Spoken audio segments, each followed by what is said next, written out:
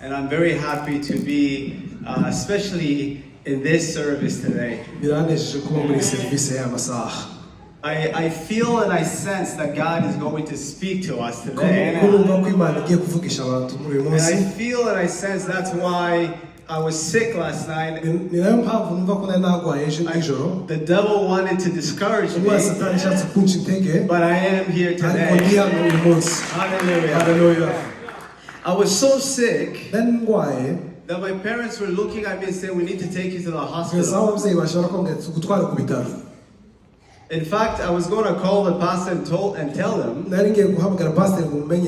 I won't be here today. But even today, as I'm standing here, I'm feeling weak. But God healed me. Praise God. I want us to pray before we read the Word of God. Lord, we thank you for this day. And for us to be here, God, it is because it is your will. And we pray that, God, you will speak your word to your people so that they may hear you. In Jesus' name we pray. Last Sunday, the pastor preached a very good message. And as he was preaching, I found myself thinking about what else is God trying to say in that moment. As the word was being read, I was convicted that the word that was read, it is the word that God has for our people. Our people, God has a message for us through that word.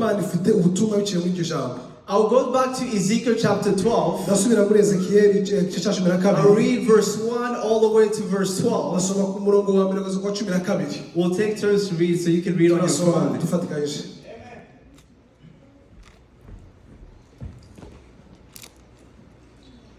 Ezekiel chapter 12 verse 1 to 12.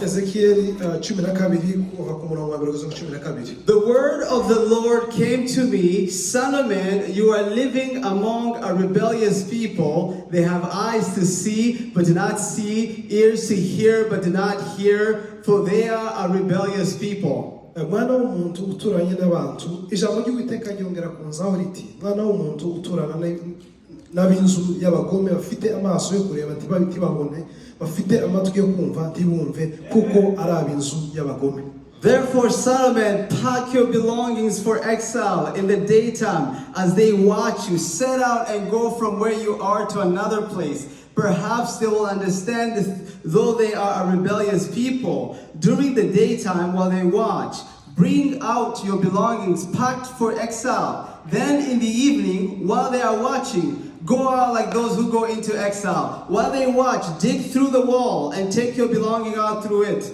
Put them on your shoulders as they are watching. Carry them out at dusk. Cover your face so you cannot see the land, for I have made you a sign to the Israelites. Nuko rero weho mwana w'umuntu wegeranye ibintu bibaga byo kwimukana, maze wimuke ku manywa bakureba, uzimuke uve iwawe uje ahandi bakureba, ahandi bizabatera gutekereza nubwo ari ab'inzu y'abagome. Kandi uzasohore ibintu byawe nk'ibintu byo kwimukana ku manywa bakureba, nawe uzasohoke nimugoroba bakureba nk'abahagurutse baciwe. So I did as I was commanded. During the day, I brought out my things packed for exile. Then in the evening, I dug through the wall with my hands. I took my belongings out at dusk, carrying them on my shoulders while they watched. Nuko nkora uko nategetswe, ibintu byanje mbisohora ku manywa k'ibyimukano, maze mu gicamunsi ca icuho mu nkike ubwanje mbisohora hatabona, mbishira ku rutugu bandeba. In the morning, the word of the Lord came to me, Son of man, did not the Israelites, that rebellious people, ask you, what are you doing? Say to them, this is what the sovereign Lord says. This prophecy concerns the prince of Jerusalem. All of the Israelites who are there, say to them, I am assigned to you. bukeye bwaho ijambo ry'Uwiteka rizaho riti mwana w'umuntu mbese ab'inzu ya Isirayeli ya nzu y'abagome ntibakubajije bati uragira ibiki uzabasubiza ati umwami w'Uwiteka aravuga ngo ubwo bahanuzi bahanuriraga ubwami bw'i Yerusalemu n'ab'inzu ya Isirayeli bari bose.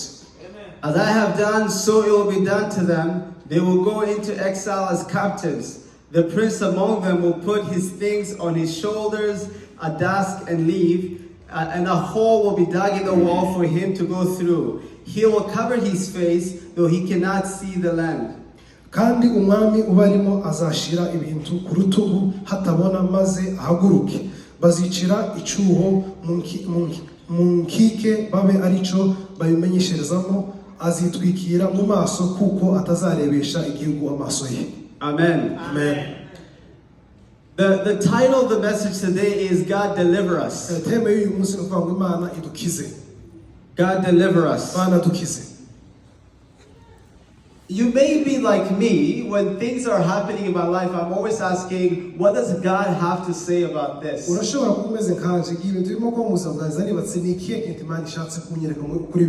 it would be very odd if we don't ask ourselves, what does God have to say about our plight as Banyamulenge?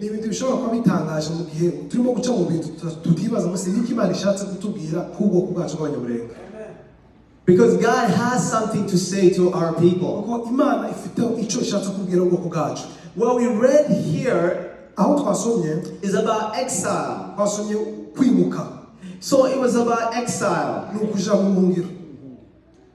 So the Israelites, they had gone to worship all kinds of gods.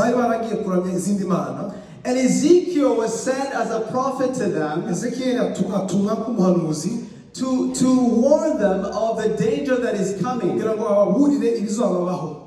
And he was warning them that they will go in exile. And so what we just read here, it was a dramatic effect. It was very dramatic. Imagine Ezekiel as a prophet. He went outside. He took all his things and he put them all in one pile. And then he put them on his back. And then he started walking. And the reason why God wanted them to see it is because he was becoming a sign to them. And that sign was that they will go in exile. Hallelujah. Hallelujah. When we talk about exile, sometimes it feels too far away from us. But when I'm talking to you today, as refugees, as immigrants, you know what it's like to be exiled. You know what it's like to take whatever you can and run. Because it's no longer safe. Hallelujah. Hallelujah. We know what it's like to be exiled. Israel was exiled 4 times. They were exiles by the Babylonians. When Nebuchadnezzar came and took over, they were exiled by the Persians. They were exiled by the Greeks. They were exiled by the Romans. But in all that, God delivered them. And so when we read the story of Israel, we see ourselves. And this is the reason why some of our people, they say we are the Israelites of Congo. Because they read the word of God and they see themselves. They see how they've been persecuted. They see how they are oppressed on every side. And so they put their hope in the same God. The God that delivered the Israelites will also deliver us. Amen. Hallelujah. Hallelujah. You see, land is significant when we talk about identity. Because when we talk about identity, one of the things that comes is the land. iyo tuvuga abo turi bo ikintu cyane dutekereza ni ubutaka. For example, Canadians are Canadian because they're living in the land of Canada. Abanyakanada ni abanyakanada kubera bari mu gihugu cyabo ku butaka bwabo. And those people who are Congolese are Congolese because they're living in Congo. Abakongomani bagizwe nuko batuye mu gihugu cyabo. You see, land is very significant. Ubutaka ni ikintu gikomeye cyane. You and I identify with the land we come from. twihita ko tuva We're not different in any way. We identify with the land. twihita ko tuva mu gihugu cyacu. We see this in the book of Genesis. nabyo tubona mu itangiriro. When God gets ready to create man. igihe Imana ari igiye kurema umuntu. For example, when God got ready to create Trezor, He created you well, and He blessed you with a nice face. And when God blessed you, He made it, it was His will that you are born in a family that is Banyamulenge. So to be proud of yourself, to take pride in yourself, it is according to God's will. Because it was God's will that you were created the way you were created.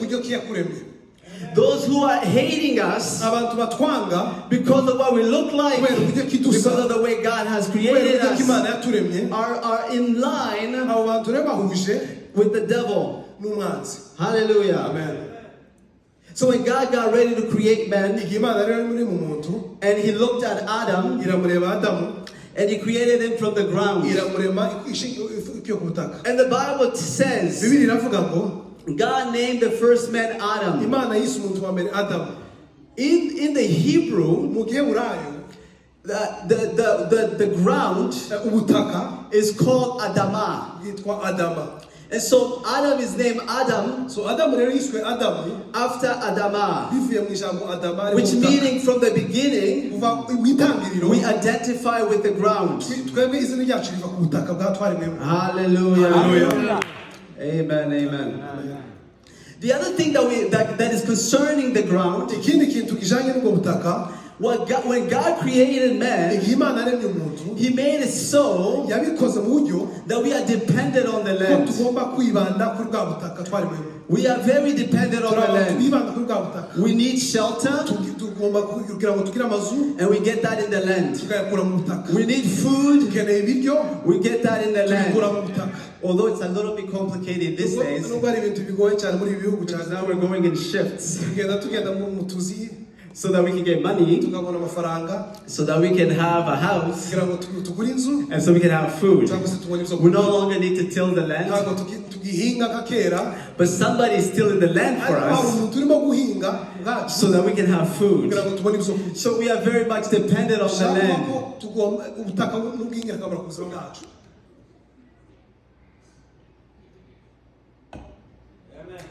And so when God was coming to the Israelites, whenever He wanted to bless them, He blessed them through the land. Whenever He wanted to curse them, He cursed them through the land. And so the land, therefore, is very significant in our relationship with God. And so as long as our land is not prosperous, we have to always pray for the peace of it.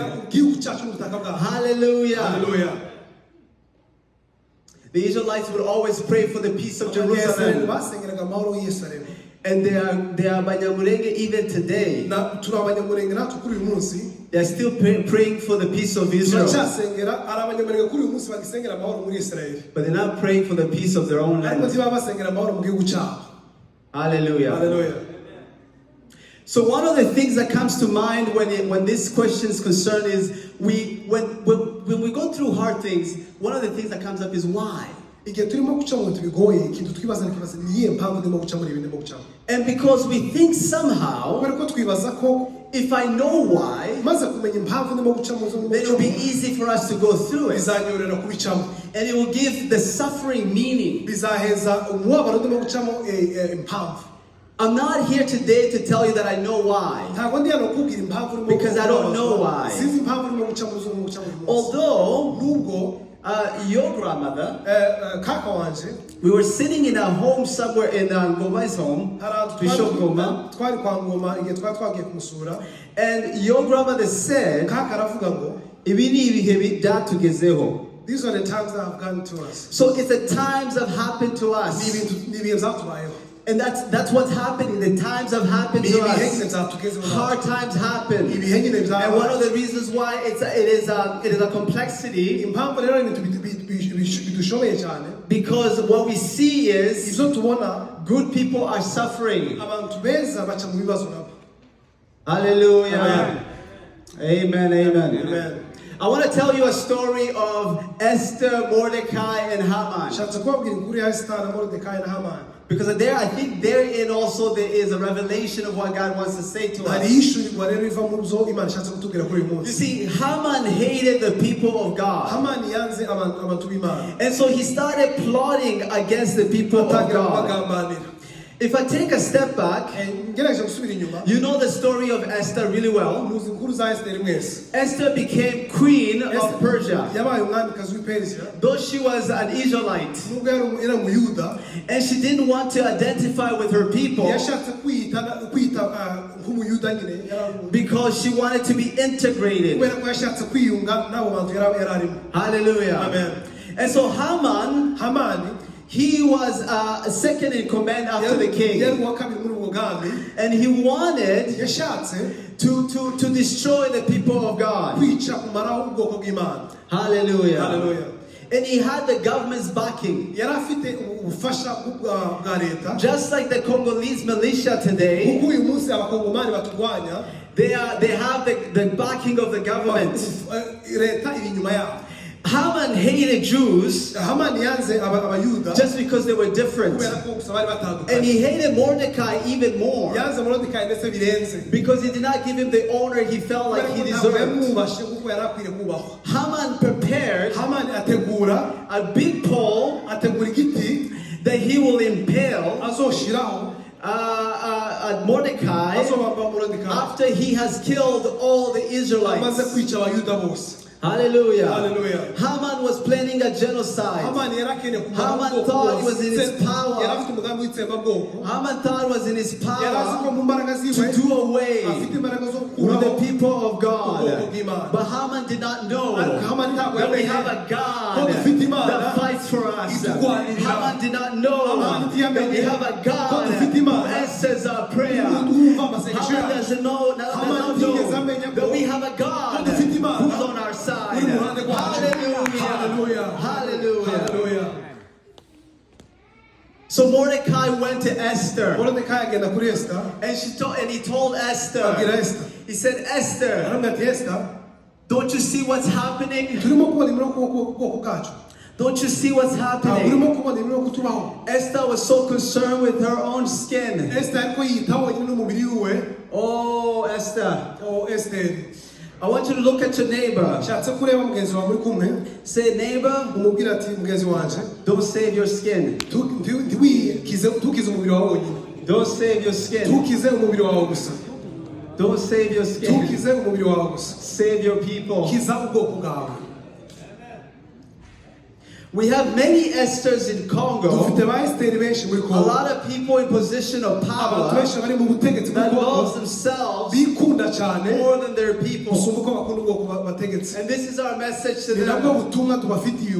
Do not think that because you are in the king's house, you alone of all Banyamulenge will escape. For if you remain silent in this time, relief and deliverance will come for the Banyamulenge. It will arise from another place. But you and your father's family will perish. And who knows? But that you have come to your royal position for such a time as this. And this is the same message we ubu have ni bwo butumwa dufitiye to those of us who are living in the West, twese turi muri ibihugu zo hanze, those of us who are living in safety. twese turi mu mutekano Who w'ibihugu. knows Birashoboka that God brought you in this ko land Imana yakuzanye muri ubu so that butaka you may make a difference among your own ugire people. impinduka utanga mu bwoko bwawe. I don't know what that difference looks like for Sinzi iyo you. mpinduka uko uyisa, I can't tell you what that difference sinzi iyo is. mpinduka ushobora gutanga uko uyisa. It could be in words Irashobora kuba mu magambo, that you are encouraging people irashobora gushyira intege to mu make bantu a difference for our kugira ngo people, bagire itandukaniro batanga, advocating kugira ngo bavuganire, when need be. kugira ngo bikenewe. And it could be financially, you want Birashoboka to give ko ari yourself. ugutanga amafaranga kugira ngo ufashe abantu. Maybe you want to start an organization Birashoboka ko utanga ishyirahamwe that is helping the people kugira back ngo rifashe home. abantu bari mu gihugu And cyacu. maybe you're going to go back home. Birashoboka I don't know what God is calling you to do. sinzi icyo Imana irimo kuguhamagarira. Hallelujah. Hallelujah. Amen. We often sing the praise of Nehemiah Buri gihe cyose dushima Nehemiya because Nehemiah went back to his people to kubera ko rebuild the land. yasubiye mu gihugu cye kugira ngo yubake asane, But somehow we don't see ourselves in Nehemiah. ariko ntitwireba muri Nehemiya. We look at Ezra Tureba Ezra, and we see what Ezra did tukareba izo Ezra yakoze for the temple of the Lord back in his own asubira country. kubaka inzu y'Imana, But somehow we fail to see that in ariko ourselves. tukirengeza kwibona ko turi ba Ezra muri iki gihe. You see, Mordecai was sure of God's salvation. Mordecai yari azi ko Imana izabakiza, He said relief and deliverance will arise, yaravuze ngo agakiza kazaza, whether through byaca Esther or not. muri Esther cyangwa It undi will muntu, arise. agakiza kazaza. Because we serve a God who fights for his people. Dukorera Imana igwanira We ubwoko serve bwawe. the Lord of the angels Dukorera army. Imana, Imana ifite abamarayika. The God who fights for us. Imana The itugwanirira. God who answers by fire. Imana itwumva, The God who ikadusubiza makes a mu way muriro. when there's no Imana way. itanga inzira mu gihe hatari inzira. Hallelujah. Hallelujah. Some put their hope in horses. Abantu benshi biringira amafarashi, And they put their hope in chariots. bakiringira amafarashi. But we have put our hope in the Ariko Lord. twebwe twiringira Imana yacu. Those who are attacking us have put their hope in their Abantu technology. barimo kuturwanya, barimo gushyira ibyiringiro mu tekinoloji, mu iterambere. But we have put our hope in the Lord. Ariko twebwe twashyize ibyiringiro zacu mu Mana. Amen. So Esther approached the king Esther yegera umwami, and told him what was going on for his people. aramubwira ibyarimo biba mu bwoko bwiwe. Esther stopped worrying about her own Esther skin. yirengagiza umubiri we, And she went and told them what was aragenda abwira going umwami on. ibyo birimo ku bwoko bwabo. And God spared his people. Imana ikiza ubwoko bwayo. Haman was impaled on the same pole he had prepared for Nshaka Mordecai. Imana yarateguriye Mordecai n'icyo yabambweho. Hallelujah. Hallelujah. Do your part and let God do the rest. Kora uruhare rwawe, ureke Imana ikore uruhare rwayo. The God we trusted, Imana twizera, the God who has protected Imana us, yaturinze, He has protected us in many wars. yaturinze mu ntambara He has nyinshi, been with us through many wars. yabanye natwe mu ntambara nyinshi. I was in Gatumba Nari ndi mu Gatumba, when we were surrounded. mu gihe twari There was tuzengurutswe, nowhere to go. nta nzira twari dufite. But yet God made a way for Ariko Imana us. yaduciye He's inzira. the same God. Ni nayo Mana He has nyine. not Imana changed. itigeze He's the ihinduka. same God. Niyo Mana And He's yaduciye. making a way in Irimo kuducira the inzira. sea. Muri iki He's gihe, making a way irimo guca inzira mu where there is nyanja. no way. Ahantu hatari inzira. Hallelujah. Hallelujah. I want to finish by saying, Mu kurangiza nshatse kubabwira, if God is for us, who can be against Imana iri us? mu ruhande rwacu, ninde ushobora kuturwanya? Israel was in exile 4 times. Abanyisirayeli bagiye mu buhungiro inshuro zine. 4 times they were in Inshuro zine exile. bari mu buhungiro. 4 times God delivered them. Naco izo nshuro zine nyine Imana yagiye bakiza. Our people have been in exile many Abantu times. bacu babaye mu buhungiro inshuro nyinshi. God has delivered us many Imana times. yadukije inshuro nyinshi. And He hasn't stopped delivering Imana ntabwo us. yahagaritse He's kudukiza. still delivering us. Iracyadukiza. Hallelujah. Hallelujah.